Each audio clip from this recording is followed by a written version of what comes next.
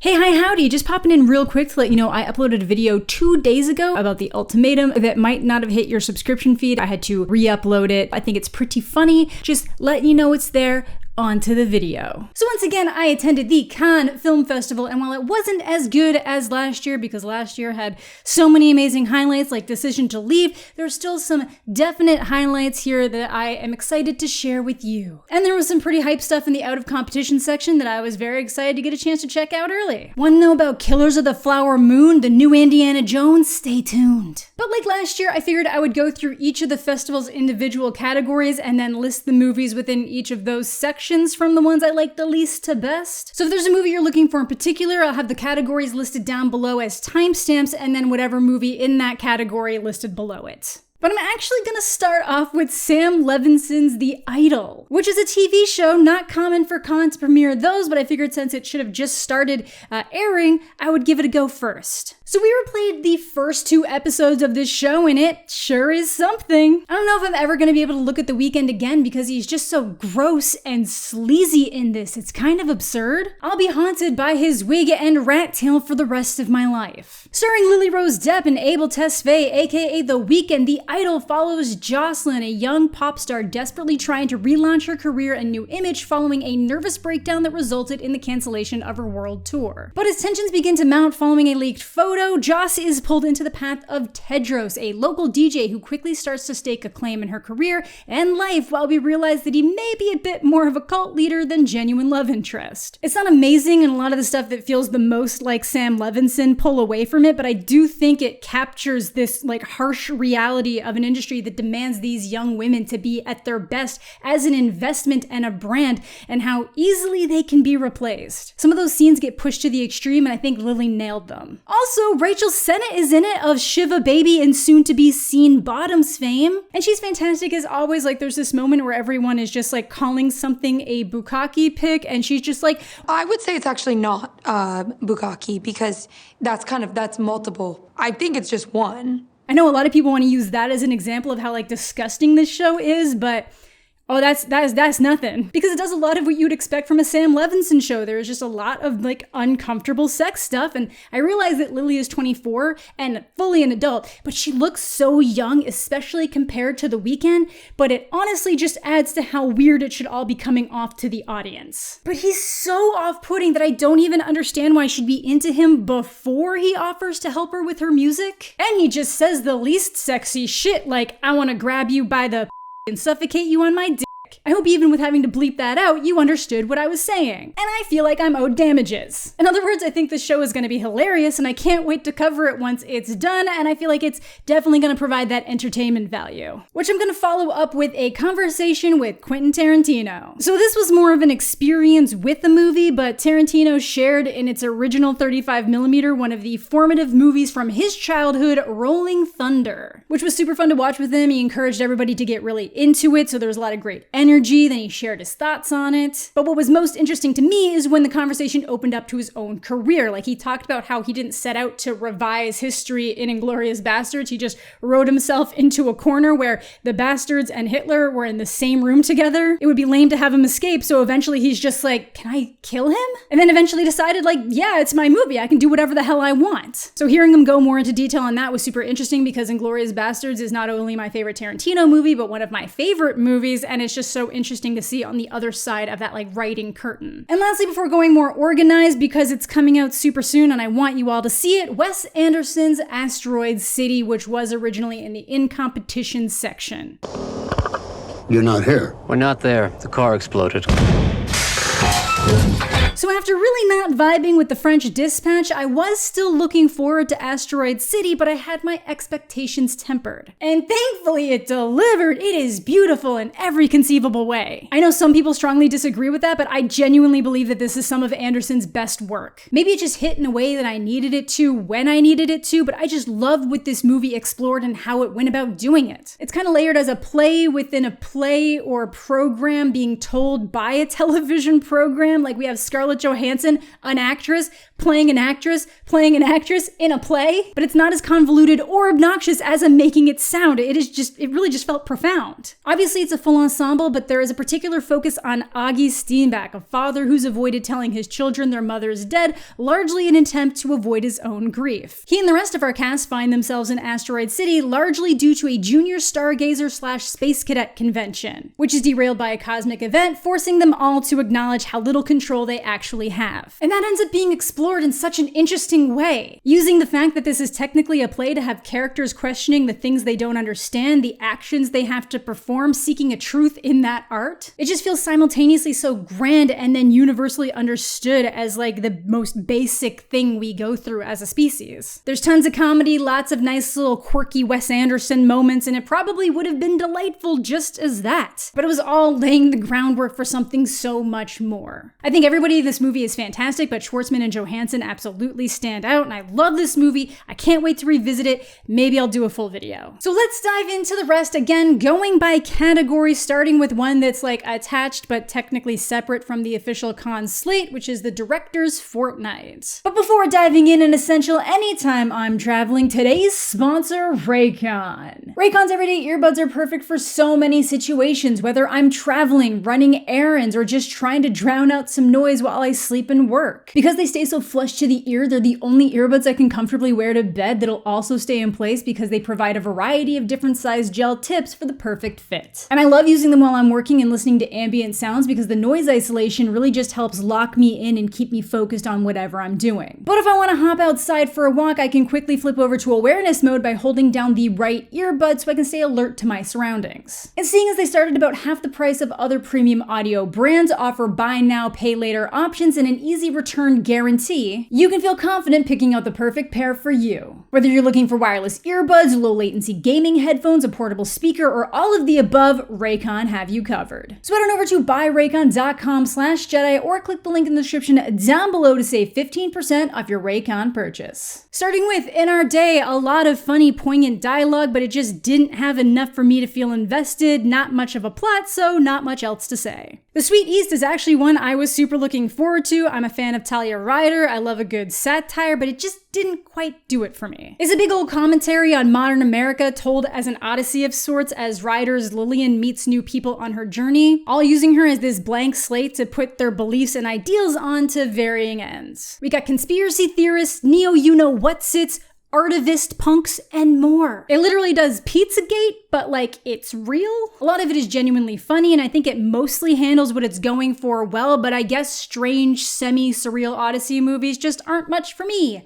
Looking at you, Bo. So let's dive into those official Cannes selections, starting with Un Certain Regard, which is supposed to be the non-traditional stories, but I don't really think they differ that much from what's in the main section a lot. Starting with Hopeless. Yang Yu, a teen desperate to get he and his mother to a better life, catches the attention of a mid-level crime boss who sees himself in this struggling teen. While it starts super interesting, weaving through different ethical and moral considerations, it just veers off the edge in its final act with a series of incidents that could have been avoided with basic conversation, which is just the most annoying thing. Only the River Flows is a detective drama set in the 90s that starts strong but fizzles by its conclusion. I love a story of a detective becoming obsessed with an investigation when something seems solved but small details prevent them from moving on. This just gets too messy. How to Have Sex. Warning, this is kind of a hard watch. It deals with questionable consent and flat out assault, and it will feel all too real for some people. But I will say that my screening was followed up by me and 3 other women going at a guy who felt the need to question the logistics of assault on someone who was asleep who had already said no. Dude was at the festival as an executive producer, so love that. But the movie itself is a tough one. It follows 3 British friends on spring break with the expectation that Tara is going to lose her virginity. And it does such a good job showing all the nuance that surrounds that. The outside pressures, the internal pressures of what you think you should do and what you think you should want. How people will take a single okay as a forever yes, even when you've said no. I also really like the friendship dynamic, how one kept trying to keep Tara away from the guys she liked out of jealousy, pushing her towards someone she wasn't interested in and didn't have her best in mind. I really love Mia McKenna-Bruce as our lead. She crushed the many, many emotions required from this character, and regardless of your takeaway, she's a standout. And I hope I don't need to say this, but I will, make sure that all consent is enthusiastic. Which brings us to In Competition, the movies competing for the top prizes, and I feel like these movies were all over the place. Starting with La Chimera, which I feel like I need to give another shot because so many people loved it, but it's possibly the only movie I've ever walked out of at a film festival. It's hard to explain, but something about this movie just felt wrong to me, so I feel like I just need to be in a different headspace and give it another go. It's not doing anything absurd or gross or wrong, it's just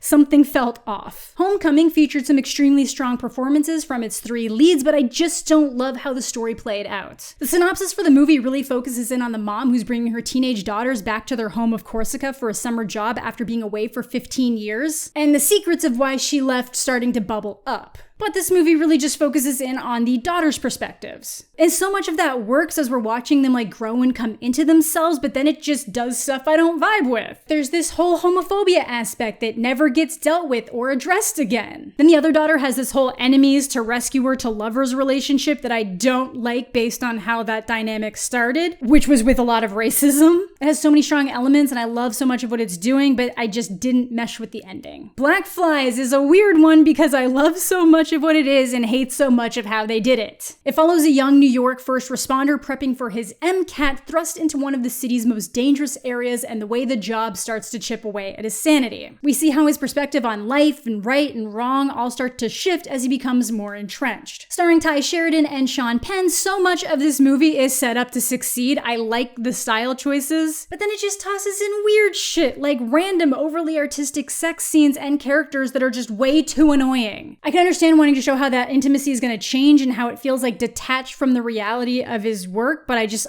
didn't vibe. Mike Tyson as the chief was also weird, but my ultimate takeaway was betting that the book it's based on is super interesting, so I'm definitely going to be tracking that down. Firebrand, another mostly bland period piece based on real events. It tells the story of King Henry VIII's final wife doing her best to avoid being cast out as a heretic following the execution of her childhood friend. There's nothing particularly wrong with it, and it is an interesting piece of history, it's just painfully average by the end. Alicia Vikander does a pretty good job as Queen Catherine, but the real standout is Jude Law as King Henry, but sadly the filmmakers are very aware of that and ran his performance into the ground. Club Zero was a weird one that had its moments, but I kinda wish I had skipped it and stayed in the ocean. It's about a conscious eating class teacher progressively pushing the students to eat less and less, essentially creating a cult out of those willing to fully commit, and she's so well respected that most adults are willing to ignore how serious it is, even with the ultimate goal being 0 calories. And as horrifying a backdrop as this is, it really is trying to be more of a satirical comedy and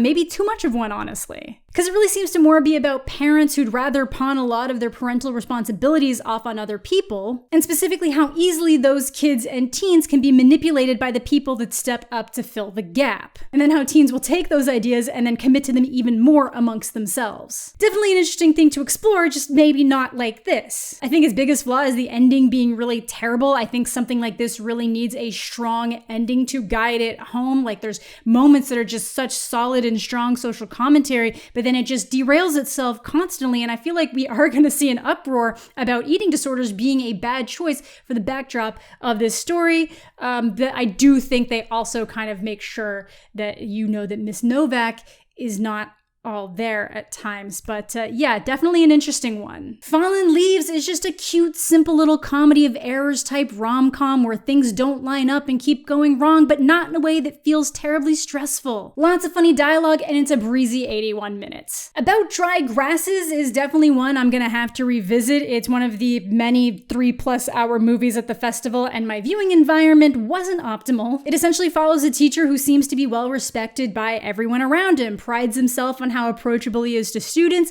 thinks he's better than where he is. But the smug side of this becomes a problem when his behavior towards a particular student comes called into question. And I found this movie the most interesting in the beginning when you realize what's happening, and then at the end. The movie completely detours off this setup for a massive chunk, and while those moments do serve to drive home how much this guy just sucks, I feel like I'll need to watch it again before I decide if it all works, so it is something that's stuck with me since watching it. It's a lot of dialogue, some of it's great, some of it drags, but a lot of the takeaway is in what isn't being said, so definitely not a movie to watch while sleepy. At one point, he just gets the creepiest look on his face that he clearly believes is charming and seductive, but it was just so vile, predatory, and I feel like there's a word I need but I can't find, but just arrogantly confident that this woman would find him irresistible, but ew? The event that followed him giving her that face make no sense to me, but yeah, I'll definitely be revisiting this one. The POT-AU-FEU. I'll be honest, when I read the description for this movie, I genuinely thought it was going to be terrible. And while it plays out exactly as it's laid out in that description, the end product is genuinely beautiful. I feel like you can tell when something's being filmed with love. It makes even the most mundane activities feel beautiful and captivating. And that's exactly what we're getting here with the cooking. And I'm not even like a fan or good at cooking. I was just sucked into everything happening on screen, and then there's just this beautiful story playing inside it all. Anatomy of a Fall, the big Palme d'Or winner, which while people were surprised it won, was still consistently listed as one of the best of the fest. When Samuel is found dead outside the family's remote home, suspicion falls on his wife Sandra for potential foul play, quickly pulling her and their son Daniel into a court battle to determine whether or not Samuel was murdered or died at his own hand. I think it's super interesting and very well told. The movie does a great job jumping back to the actual instances happening as they're being described in court to keep it dynamic, and you as the viewer are completely along for the ride and have no idea if she's innocent or not. Sandra Hüller's performance in this was fantastic. She crushed it in 2 movies this year, including the one everyone assumed was gonna take the palm. May-December. Oh, I was indeed looking forward to this. After Carol, we've all been watching Todd Haynes with great interest. We will watch your career with great interest. And while this isn't gay, it's still very good. It's very weird stylistically, but in a good way, and seeing some of the interviews with Todd Haynes, apparently a lot of what sets it apart and what people are really honing in on all came about in the edit. I guess it wasn't originally supposed to be as funny as it was, but that's just the way the edit steered it. And I love it when filmmakers can see what they put together and just let the story that wants to be told tell itself. Like early on, there's this musical flourish with Julianne Moore just saying, "I don't think we have enough hot dogs." And it's so good and instantly sets up this tone of like pseudo daytime expose. Natalie Portman plays an actress named Elizabeth who's going to be portraying Julianne Moore's character Grace in a movie. And Moore's agreed to let her hang around a bit to get a feel for her real life and family. But as the story progresses, we learn why Gracie's life is movie worthy and get swept into a story of tabloid sensationalism where at its heart is a genuine tragedy surrounding a victim who shielded himself from accepting that reality for years. And the longer Elizabeth hangs around and talks to people from Gracie's life and past, the more the cracks start to surface. I'm really excited to catch this one again. Netflix picked it up, but I guess they are planning to do a theatrical run with it, which is nice. After last year's Broker, which also saw its premiere at Cannes, Kore-eda has returned to emotionally devastate audiences with Monster. Ultimately taking home the Screenwriting Award from the festival, Monster weaves through the lives of multiple individuals as a mother tries to get to the bottom of her son's strange behavior. He comes home missing his shoes, starts to space out, calls himself a monster, and says his teacher told him he had a pig brain. A teacher who seems to be taking these accusations as a joke. We follow along through the perspective of the mother, the teacher, and the son as the truth of events and what Minato is trying to conceal slowly come to the surface. And I really love this movie in the way that it was told, how it can so much seem like one thing is happening, but it all instantly changes the second you get the same scenario from a different character's perspective. It expertly flows through so many issues from bullying, abuse, family dysfunction, rumor mongering, all building around this concept of being a monster. Still digesting that ending in a lot of ways, but Monster was my second movie of the festival and it stayed with me straight to the end. Zone of Interest is probably one of the unique movies I've ever seen, something that's gonna start so seemingly innocuous before quickly peeling back the horror. A horror that only the audience will acknowledge. Just outside the walls of Auschwitz is a family building their idyllic dream life while genocide is occurring right outside their garden. Because this is no ordinary family. This is the family of Rudolf Haas, a high-ranking Nazi Nazi officer who not only worked the camps but helped streamline them. And we never actively see anything happening outside the glow of flames and smoke billowing up in the evening. We'll hear some screams, the occasional gunshot, but that makes it all the more horrifying. The movie starts with this multi-minute title card and black screen, and I want to say some kind of just heavy sound underneath, but I could honestly be making that up. But it's something I've gone back to contemplate a lot. It's almost like it's preparing you for this discomfort that you don't know to expect. This is a movie highlighting how ordinary these atrocities were for those who committed them, that they were just nothing. The banality of evil is how I saw someone describe it. Again, it doesn't get close to showing us anything that's happened or happening, and even when the movie does take a moment to acknowledge the victims, it has such a normality to it that I've never experienced with the subject matter. And not in a way that's disrespectful, it's exactly the opposite. It's just genuinely moving and wholly unique. Some people might find it a bit slow, but I think that makes the weight of what's happening all the more horrific. Like, this is just a movie that sticks with you. Perfect Days by Wim Wenders. I was pretty resigned to thinking that the best the fest had to offer had passed me, but then Perfect Days just snuck up and slapped me in the face. Of the many movies Cannes featured this year of people just living their lives in the most mundane ways, Perfect Days feels like the most genuine and successful. This had me captivated watching a man just clean public toilets in Tokyo, the slight deviations from his daily routine, the glimpses into his past life, the people he encounters, genuinely beautiful in its simplicity that it starts to feel big. It's just a genuinely beautiful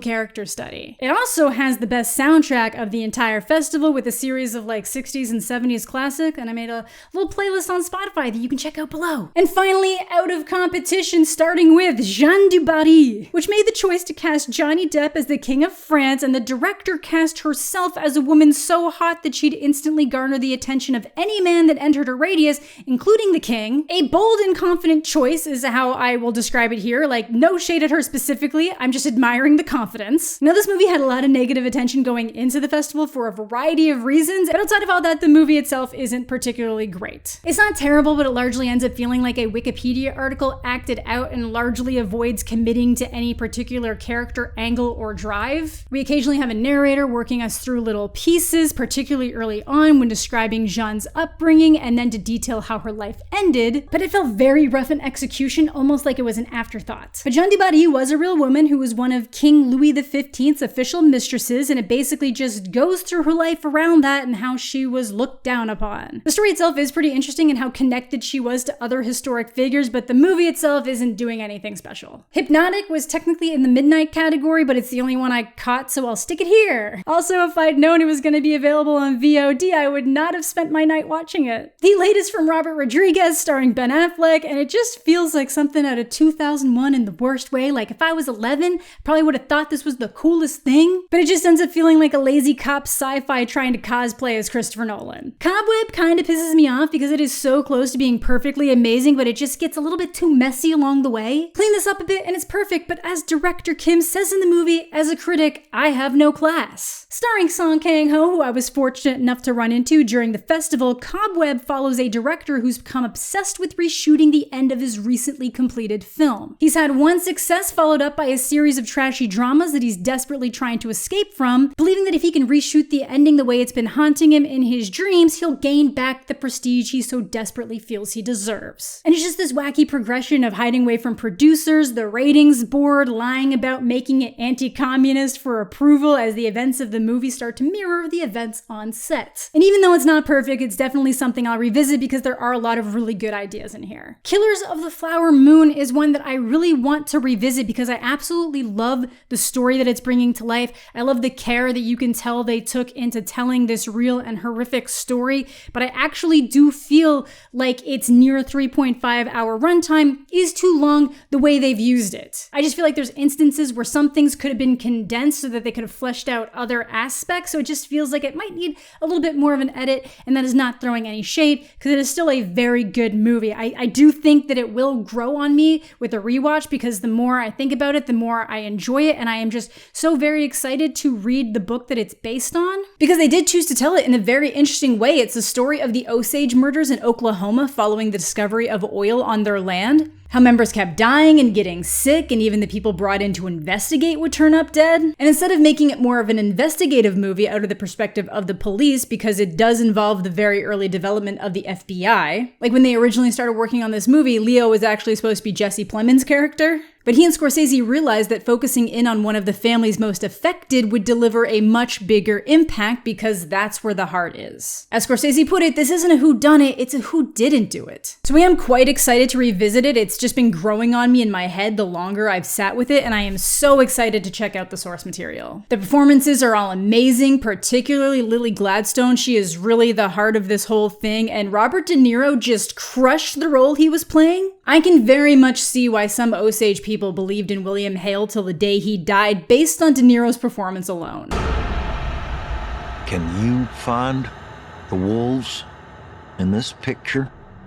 Indiana Jones and the Dial of Destiny was one of my most anticipated going into the festival. I am down to see a Harrison Ford victory lap. I don't think Indy 4 was as bad or the worst of the bunch, so I figured that this one was going to deliver to some extent. And in a lot of ways it did, but then it started getting real rough and it really started to lose steam by the end. The longer you watch, the more you realize that they're really not willing to do anything unique or take any kind of risks or do anything exciting with the character. This really just seems like a, let's play it safe, let's show them some stuff that's going to be like, hey, remember this, guys? Remember why you love Indiana Jones? So we can just kind of like put him on the shelf. Harrison Ford can have a nice day. We can all just kind of forget about that last one that didn't go so great for us. I think the big plot itself really just kind of gets overly outlandish, and I say that knowing that the last movie included aliens, but it started feeling very Doctor Who towards the end, and I don't like Doctor Who. Definitely one of the better audience experiences at Cannes though, like people were willing to cheer and clap when exciting things were happening, and that hype just heightens the experience. This thing really is top heavy though, like I love the intro train scene. I thought the de-aging work was really solid and didn't feel jarring. Then the stuff building out of that and the modern day was really interesting and fun, and Ford still has it. Yeah, of course there's VFX and stunt doubles for a lot of the scenes, but that's true of any movie, and like he killed it. It's just by the end it feels like it lacks a little bit of soul, and it's just trying to cash in on some like remember this moments over telling a solid story. Because they lay this really interesting groundwork of how this modern Indiana Jones on the brink of retirement after all of his missions and archaeological work in history and anthropology would feel in a rapidly changing world as man is reaching the moon. What is his place in this new world? It was like very Alan Grant in Jurassic Park, but then it just turns into